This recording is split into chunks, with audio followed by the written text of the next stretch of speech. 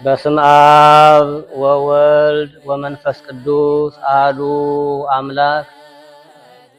በኳታር የምትገኙና የምትኖሩ ሕዝበ ክርስቲያን ምእመናን የተማረ ትውልድ ለቤተ ክርስቲያን በሚል መሪ ቃል ብፁዕ አባታችን አቡነ ዲሜጥሮስ የሊባኖስና የተባበሩት አረብ ኤምሬትስ እና የመካከለኛው ምስራቅ አህጉረ ስብከት ሊቀ ጳጳስ በተገኙበት የኳታር ጽርሐ አርያም ቅድስት ሥላሴ ቤተክርስቲያን የፍኖተ ሕይወት ሰንበት ትምህርት ቤት አባላት ሰኔ 27 2017 ዓመተ ምህረት 20ኛ ዓመት የምስረታ በዓላቸውን ስለሚያከብሩ ሁላችሁም በዕለቱ ተገኝታችሁ በዓሉን በጋራ እንድናከብር ቅድስት ቤተክርስቲያን ጥሪዋን ታስተላልፋለች።